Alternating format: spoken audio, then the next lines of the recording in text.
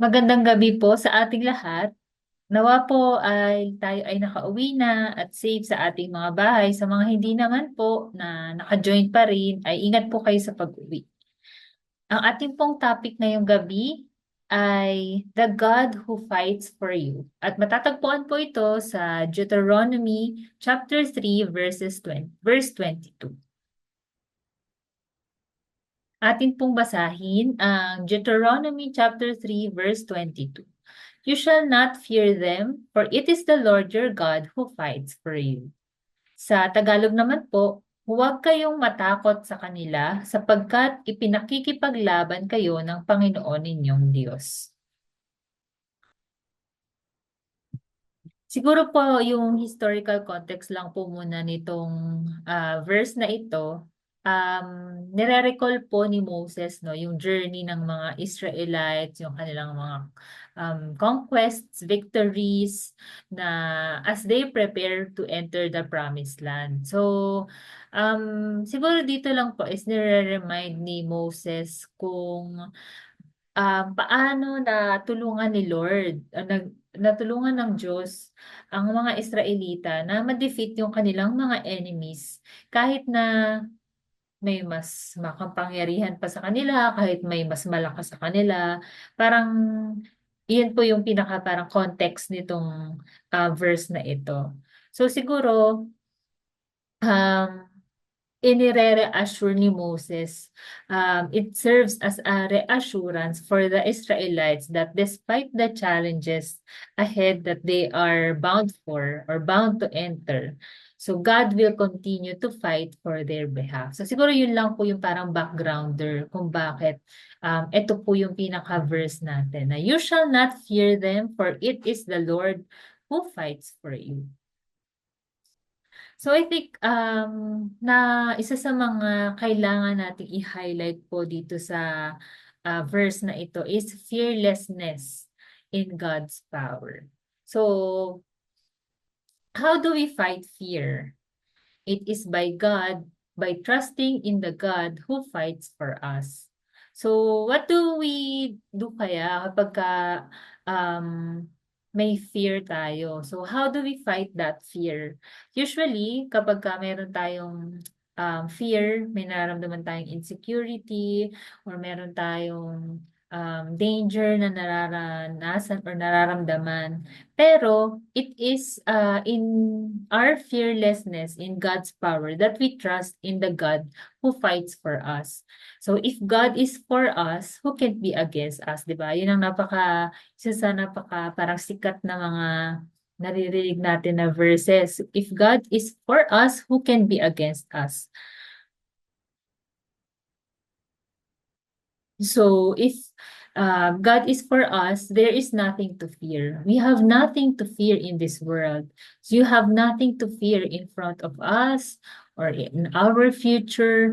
So in the end, ultimately, we fear God. Yun talaga. So as a result of our fear for fearing Him, we fear nothing else. So we don't even fear death. So bakit nga ba gano'n yung nire-remind sa atin na dapat we are not fearing anything but God. We only fear God, not even death. Bakit nga ba kaya? Dahil God has taken death and He has turned it to gain through the Word of God. So through the power of Jesus, we don't even have to fear death because it opens the door to eternal life. We shall not fear for the Lord that fights for us. So yung command na do not be afraid speaks to the natural human tendency of um, fear overwhelming challenges, especially kapag meron tayong mga mabibigat na pinagdadaanan or uncertainties in life. So kagaya ng nabanggit kanina, Moses reassures the people that they don't need to fear their enemies because God Himself will be the protector and their warrior. So siguro kapagka meron tayong fearlessness or parang kapag alam natin we are fearless in God's power, kakabit nun yung salitang dependence. So, dependence on God's strength calls us to trust not in our own abilities or resources, but in the power of God. It speaks to the truth that human strength, while necessary, is secondary only to the divine power. So, pagka sinabi nating dependence on God's strength, yung verse natin ngayong gabi, it calls us not to trust in our own capabilities or abilities or resources or anything that we have, but only dun lang po sa power of God. Power lang ni Lord, sa strength lang ni Lord tayo magtitiwala. So, it speaks to the truth na although tayo ay malakas, meron tayong kakayanan, may capabilities tayo, meron tayong human strength, of course, kailangan yon. But, nire-remind tayo dito na it is only secondary to the divine power of God. So, yun, after our fearlessness, nandun yung dependence natin kasi hindi enough yung meron tayo eh. Hindi enough yung meron tayong kakayahan dito sa lupa, meron tayong kakayahan na pagtagumpayan yung mga challenges natin. Parati pa rin tayong dependence sa strength na binibigay ni Lord. So siguro yung second na kailangan or naha-highlight din po dito sa verse na to is God as a fighter for His people. So, gaya na sinabi natin kanina, di ba? God is actively involved in the lives of His people. So, yung phrase na the Lord God Himself will fight for you, yung verse na yon highlights yung central theme, one of the central themes in the Bible, that God is actively involved in the lives of His people. So tayo sa ating Christian life, alam natin na actively involved si Lord sa ating buhay. So, siguro highlight lang dito na yung victories ng Israelites, it's not on their own. Hindi yun dahil malakas sila, may kakayanan sila, but it is by God's intervention.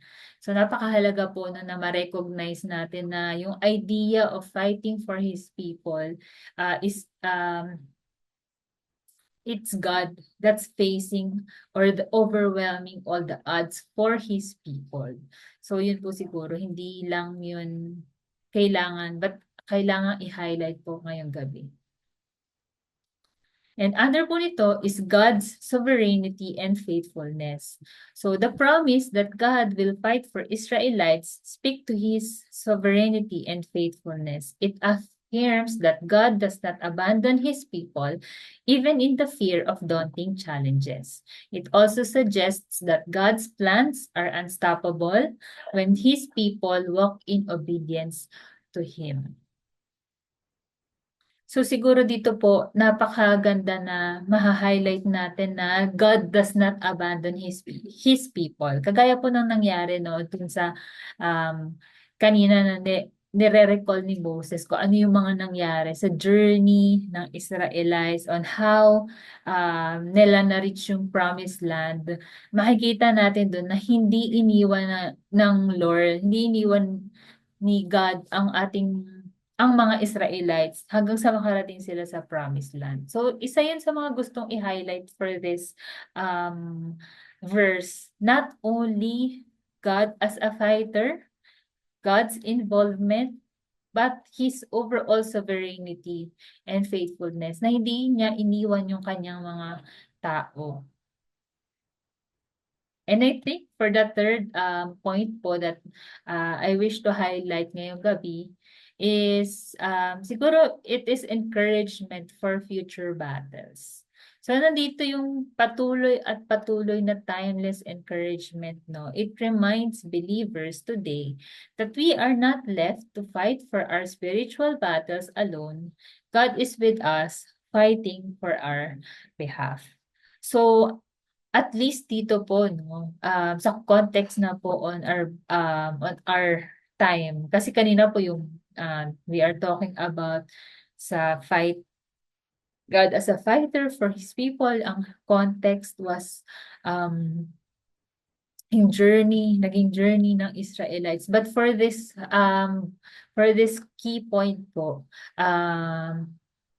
nandun yung timelessness na ini-encourage tayo for our future battles. Of course, tayo po magdadaan po tayo sa anumang maraming pagsubok as we go along sa ating life dito sa mundong ito, be it small or big battles, pero nandun yung timeless, kumbaga parating encouragement ni Lord na it reminds the believers today that we are not left to fight for our spiritual battles alone.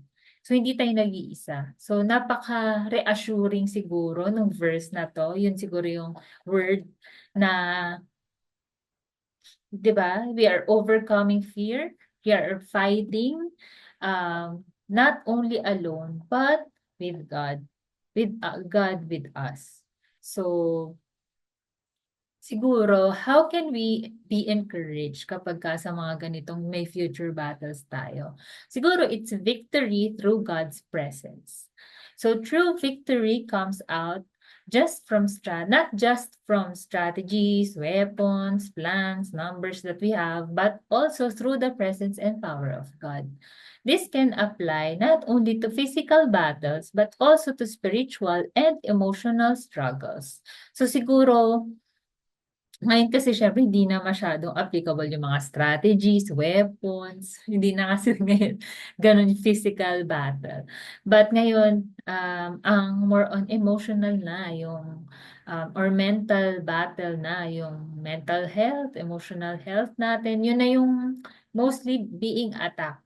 So, I think itong verse na to is a great reassurance na we can win over these struggles, we can win over these challenges in our emotional or mental by being reassured na there's God's presence in our lives.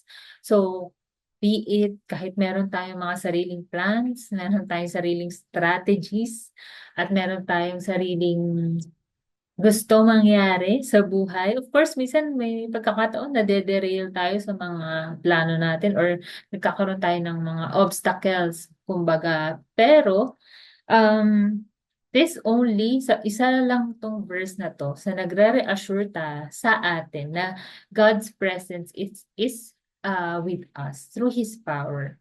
And, makakamit natin ng victory if we only be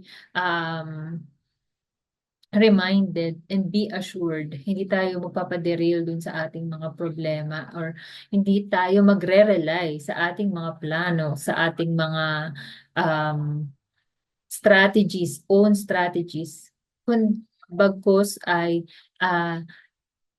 magre-rely tayo sa presence ni Lord sa ating buhay at sa mga plano niya sa ating buhay. Siguro po dito sa next slide, i-share ko lang po yung mga ibang mga related na verses na maaari po makapag-encourage sa atin or paari natin pagbulay-bulayan kapag nakakaramdam tayo ng discouragement or challenges.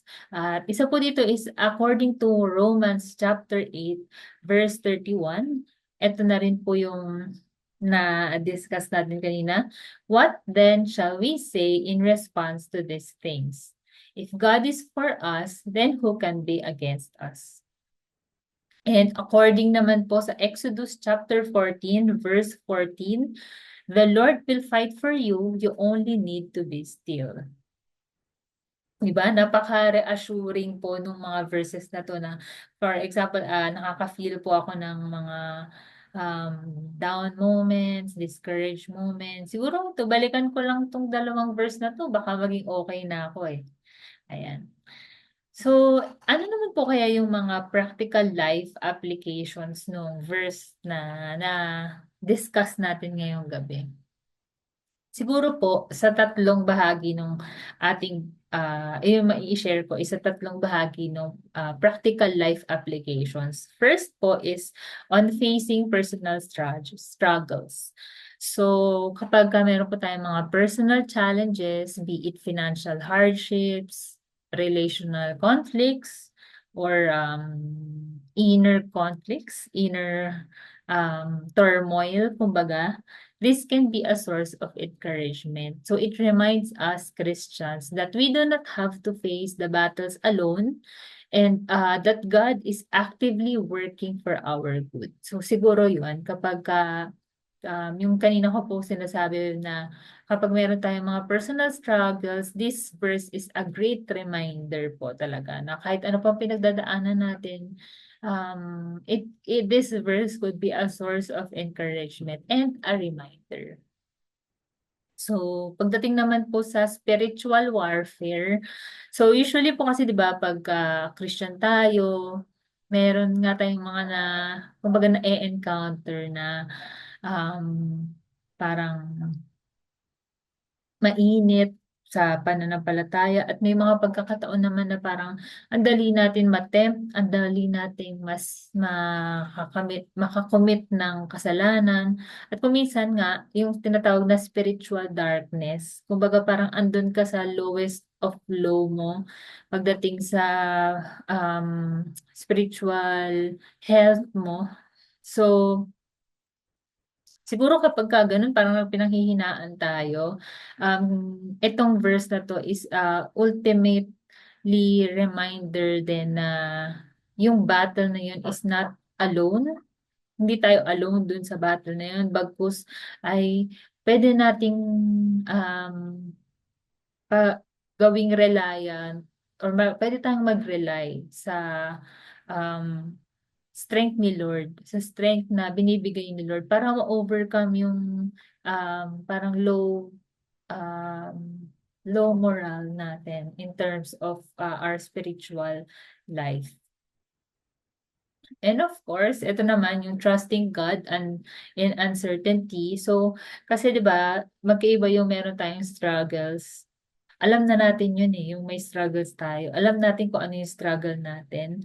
Pero pagdating kasi na sa uncertainty, parang eto yung mga bagay na hindi mo kasi alam na dadating. Maaaring ina-anticipate mo, kumbaga inaasahan mo na dadating kaya ka nagwo-worry. Pero hindi mo alam yung dadating. Siguro yun, yung meron kang insecurity, paano kaya bukas, paano kaya sa isang taon, paano kaya sa ganito, sa ganyan. So, in times daw po of uncertainty or fear, especially when confronting the unknown, so itong verse na 'to is a great encourager for believers to place our trust in God's guidance and protection. So, siguro tatlong, aspects or tatlong life applications. Una, sa personal struggles, um, we can say na we are not alone in this battle. So, siguro dun sa spiritual warfare, it only, highlights na we can rely on God's strength to overcome our spiritual, anong tawag doon, disheartened or spiritual discouragement. And of course, dun sa times of uncertainty, ito yung mga time na hindi mo alam kung ano yung dadating. So we place our trust in God's guidance and protection.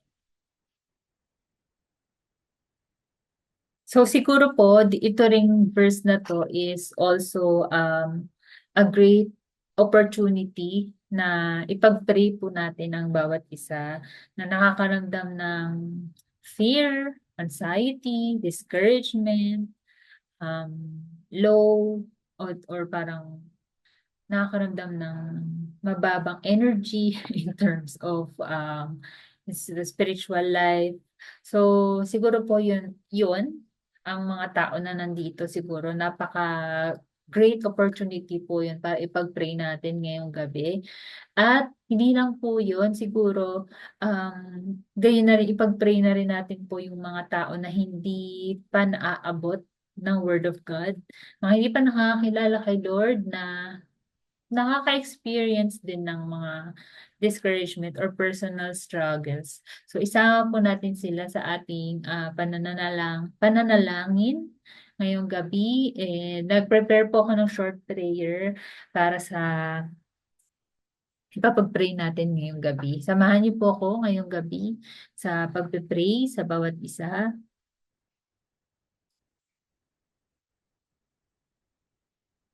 Tayo pong manalangin. Lord God, I pray na yung message ngayong gabi, yung verse na yung ngayong gabi ay magamit ng every single person in our prayer meeting dito sa aming Zoom, in every way that they are tempted to be afraid, in every way that they are tempted to be anxious. Lord, iniisip po namin at pinapag-pray po namin yung mga tao na recently nakaka-experience ng anxiety and fear and discouragement. Lord, in all those ways, in all those circumstances, please help us know to believe that you fight for us and that you are with us, and that you help us and that you will guide us and that you will direct us in every way, in every circumstances. Lord, let us be reminded that you will provide for us and that you will grant everything we need as we walk in this Christian life. Lord, pinapag-pray po namin, especially ngayong gabi, yung mga tao na hindi pa nakakakilala sa inyo, yung mga tao na wala dito, yung mga tao na mahal mo rin kahit hindi sila nakaka um, commit to Christian life. Lord, alam ko po na alam po namin lahat na you are fighting also for them, not only dito po sa nakakapag-prayer meeting. God, we pray that you use them to spread the good news of your love, your peace, of your mercy in them. And we pray for more people na to come to know you, to come that you are also fighting for them despite the challenges and all the conflicts that they are facing, so that almost all of them have more knowledge of the Word of God. Lahat ng ito, in Jesus' name we pray. Amen. Yun lamang po at I hope po ay na-bless po tayo sa message po ngayong gabi. God bless.